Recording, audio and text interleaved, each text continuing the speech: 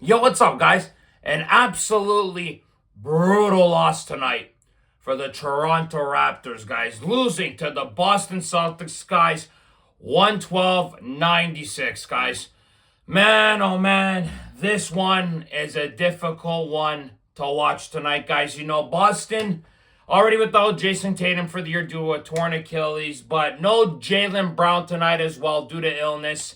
And the Toronto Raptors still found a way to lose this basketball game tonight, guys. Just an unacceptable performance tonight by certain players, if you guys ask me. You know, the Raptors started off the game great. You know, Brandon Ingram, who played great again tonight, was shooting the basketball really well to start this game. You know, the Raptors were shooting the ball well, and then all of a sudden, everything just imploded on them. Boston goes on a 16-0 run to end the first quarter. They were making their threes, rebounding the Raptors, drawing a lot of fouls in the paint. It was a very frustrating first quarter for the Raptors, but the Raptors really crawled back in the second, played a great second quarter, outscored Boston, guys, in that second quarter.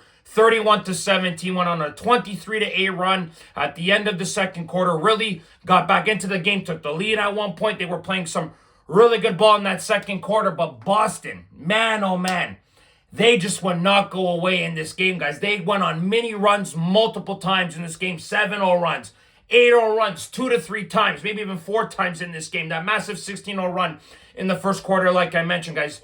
Too many times the Raptors were complacent defensively, getting out-rebounded too many times. They gave up 17 offensive rebounds tonight, the Raptors, I'm pretty sure. Yeah, 17 offensive rebounds tonight, guys. That is unacceptable to me without Jaylen Brown in the lineup. Tatum, like I mentioned, obviously. And the Raptors let Peyton Pritchard, who absolutely torches the Raptors. This guy's got a 16-3 record against the Raptors, scoring 33 points tonight, guys, on 13 of 24 shooting tonight with 10 assists and 7 rebounds on top of that. Absolutely torched the Raptors tonight, Pritchard. And he was even dominating inside the paint. He was like 6 for 6 inside the paint at one point. That is just unacceptable to me for letting a guy like Peyton Pritchard and his size get down low in the post like that. The amount of times he did tonight, guys, just unacceptable to me. You know, the Raptors were better in the third, but Boston just kept on coming, making their threes. They got stops defensively. That fourth quarter was an absolute embarrassment on top of it all, guys. Raptors got outscored 29-16 in that fourth quarter.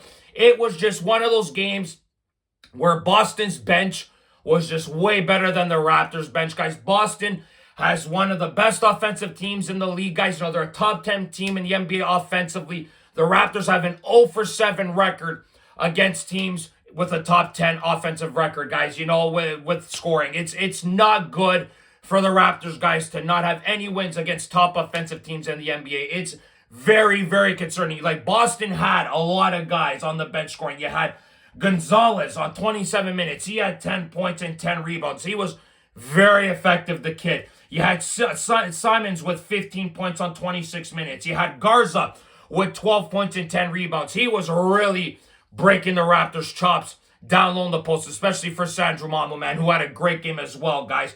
But you also had, like I mentioned, Garza, Gonzalez, and Simmons. You had those guys there. You had those 3 guys combined for 37 points off the bench. You know, that is spectacular. You know, Hauser only had 6. Walsh had no points.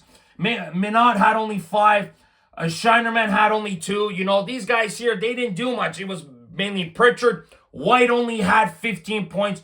Queta had 14 points. He was another problem for the Raptors, guys, on the boards. Obviously, Boston out-rebounded the Raptors 61-48. Like I mentioned, 17 offensive rebounds to the Raptors 9, guys. That is not good enough. And then obviously Boston had 19 points on turnovers. Raptors gave up 12 turnovers, guys. But the only 2 guys for the Raptors tonight that were effective was Brandon Ingram with 24 points, Sandro Mamukelashvili with 24 points. They were the only 2 guys that were effective for the Raptors. Scotty had a horrendous game. 12 points, 9 rebounds on 33 minutes of play, 5 of 15. Like, it's not good enough by Scotty. He needs to be better, especially when B.I. wasn't on the floor. Scotty didn't take advantage, didn't take over for the Raptors. Wasn't good enough tonight, guys. And then you got guys like Emmanuel Quickley. Oh, boy, oh, boy, oh, boy. Emmanuel Quickley. You know, last game, he had 10 assists, didn't shoot the ball well, but was effective in other ways. But tonight, Jesus Murphy, 1 of 12 guys from the field, 1 of 7 from 3. 3 points on 31 minutes, 4 rebounds, 7 assists. We need more from Emmanuel Quickley. I said it last video. That is not good enough for a guy you're paying almost $30 million for, over $30 million. It's not good enough, okay? He needs to be more productive, or else this man here could possibly be talked about in trade talks, guys. So he needs to do better. That is just not good enough by him, just taking horrendous shots, not good defensively, turning the ball over, just inexcusable by Emmanuel Quickley. He needs to be bloody better. Honestly, guys, then you got guys like Abaji, 6 points on 27 minutes. Not good enough. Shed, 6 points, 23 minutes. Jamal's obviously not a scorer, but we'll like to see some more points from him. Murray Boyles, 9 points. He was okay today, but need more. Grady Dick, 5 points. Walter, 7. Guys, Raptors got outscored by Boston's bench dramatically tonight. They need to be better, guys, on the opposite side of the ball. So, if you ask me, guys, the Raptors, they hit too many lulls offensively at times in games. We need to see more from this ball team, guys. You know, just not protecting the ball good enough.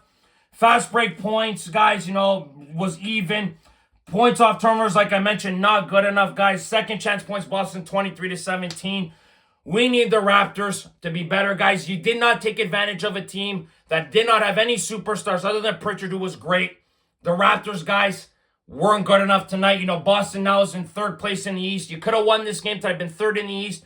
You play Brooklyn tomorrow night, guys. So the Raptors need to get right back on the horse, play some better ball, because this was a missed opportunity tonight by the Raptors, only shooting 41% from the field, 34% from three, only 73% from the free throw line, guys.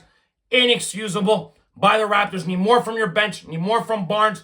Need more production from other guys other than Ingram and Sandro Mamu, who have been very good for the Raptors as of late, guys. But this was an unacceptable performance tonight by the Raptors against a Boston team.